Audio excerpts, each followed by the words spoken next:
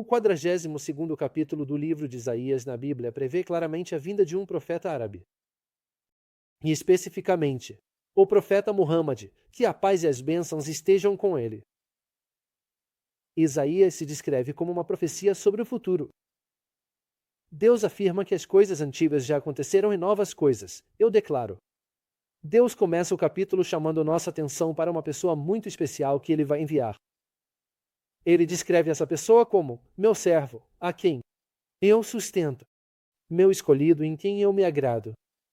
Pelo menos 3 dos nomes do profeta Muhammad são mencionados em servo e escolhido, e em quem eu me agrado. Isaías foi originalmente escrito em hebraico, e o árabe e o hebraico compartilham muitas palavras em comum porque são ambas línguas semíticas. Isaías usa a palavra hebraica ebed, para servo. A palavra árabe para servo é abd. O profeta Muhammad é conhecido como servo de Deus. Em árabe, Abdullah. Escolhido é Mustafa em árabe. Esse é outro dos nomes do profeta Muhammad. Aquele em quem Deus se agrada mostra que essa pessoa é amada por Deus. Abibullah, em árabe, que significa amado de Deus, também é um dos nomes do profeta Muhammad. Em Isaías, Deus também revela a localização dessa pessoa especial. Ele afirma em dentre todas as nações da terra. Que Deus inspirou Isaías a mencionar, ele escolheu destacar a localização de Quedar. Então, devemos prestar atenção especial. Ao longo da Bíblia, Quedar e seus filhos estão ligados à Arábia. Por exemplo, o livro de Ezequiel nos diz que todos os príncipes de Quedar eram seus comerciantes favoritos de cordeiros, carneiro e cabras. Nesses, eles faziam negócios com você.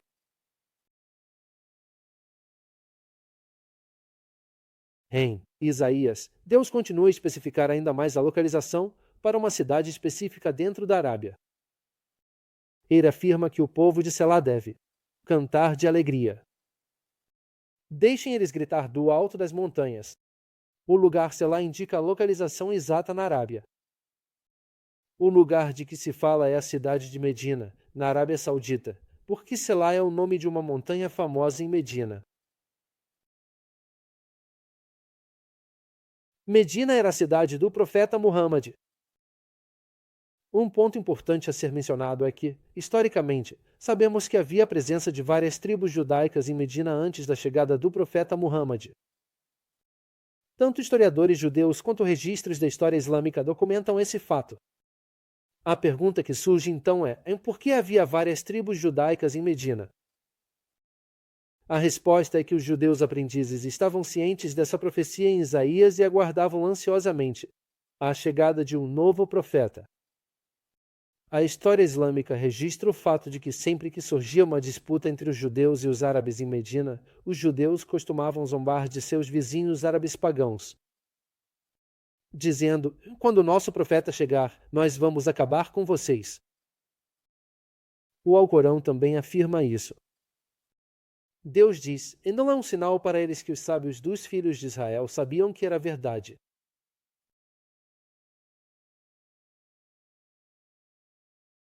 Em Isaías, Deus nos informa que a pessoa especial trará algo novo. A humanidade é informada de que cantaremos ao Senhor um novo cântico, seu louvor desde os confins da terra. A afirmação um novo cântico significa uma nova lei, uma nova forma de adoração. Isso é exatamente o que o Islã representa. A ênfase no novo cântico aqui é cantar o louvor de Deus por toda a terra. O Alcorão começa com a afirmação louvado seja Deus, Senhor dos mundos, e é recitado por muçulmanos em todo o mundo durante as orações todos os dias. O novo cântico não pode se referir a Jesus porque ele não trouxe nada de novo. Na verdade, ele confirmou a lei de Moisés que já existia. No Evangelho de Mateus, Jesus disse: e não penseis em vir destruir a lei e os profetas. Eu não vim destruir, mas cumprir. Jesus obedeceu e seguiu a lei de Moisés durante toda a sua vida. Jesus não cantou um novo cântico. Ele cantou a mesma canção de Moisés, a Torá. Além disso, os discípulos de Jesus também seguiram a lei de Moisés, mesmo depois que Jesus partiu. No livro de Atos, nos é dito que os discípulos buscavam a Torá para orientação, pois a lei de Moisés foi pregada em cada cidade, desde os tempos mais antigos. Em Isaías, Deus enfatiza a missão universal da pessoa que está por vir ao mencionar que ele será uma aliança para o povo e uma luz para os gentios. Gentios significa não-judeus. O Alcorão confirma que o profeta Muhammad, que a paz esteja com ele, foi enviado para toda a humanidade, tanto judeus quanto gentios. No Alcorão, Deus nos diz: e enviamos você, ó profeta, como um portador de boas novas e um admoestador para toda a humanidade. Mas a maioria das pessoas não tem conhecimento. O versículo em Isaías não pode se aplicar a Jesus, porque no Evangelho de Mateus, Jesus disse: fui enviado apenas para as ovelhas perdidas de Israel. Em Isaías, Deus afirma ainda que ele guiará os cegos por caminhos que não conhecem, por trilhas desconhecidas. Eu os guiarei. Os árabes pagãos na época do profeta Muhammad se encaixam perfeitamente nessa descrição, porque não tinham recebido um mensageiro antes de Muhammad. O Alcorão testemunha isso.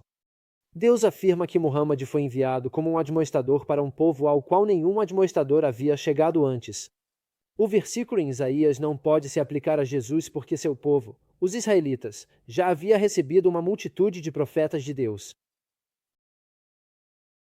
Em Isaías, Deus enfatiza que essa pessoa especial será enviada àqueles que confiam em ídolos, que dizem às imagens: vocês são nossos deuses. Toda a Arábia, no início do profetizado de Muhammad, era composta por adoradores de ídolos. Novamente, isso não pode ser uma referência a Jesus porque seu povo, os israelitas, eram monoteístas e não adoradores de ídolos.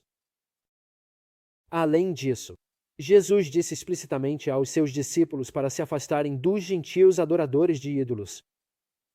O oposto exato do que Deus profetizou em Isaías. O Evangelho de Mateus nos diz que esses 12 Jesus enviou, com as seguintes instruções: não vão entre os gentios. Em Isaías, Deus afirma que essa pessoa especial será um guerreiro e sairá como um homem poderoso. Ele despertará ciúmes como um homem de guerra, ele gritará, rugirá, ele prevalecerá contra seus inimigos. Ao longo da história, Deus lidou de forma severa com aqueles que receberam orientação e persistiram na descrença.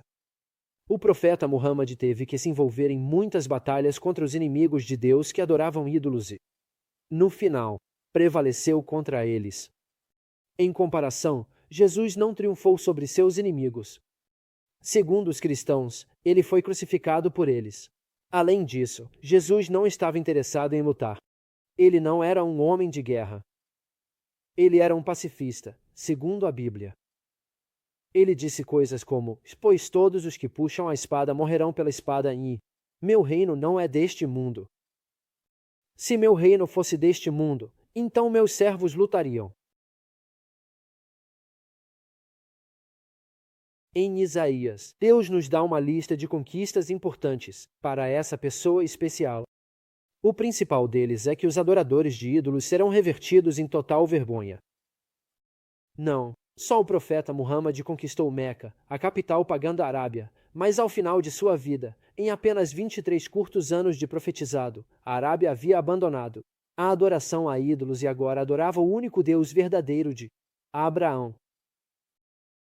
Isso não pode se aplicar a Jesus, já que foram os próprios cristãos que foram humilhados e ficaram muito envergonhados por centenas de anos após Jesus. Eles foram perseguidos nas mãos do Império Romano, que eram adoradores de ídolos. Eles executaram alguns dos apóstolos de Jesus, como Pedro e Paulo. Os cristãos foram torturados e até alimentados aos leões.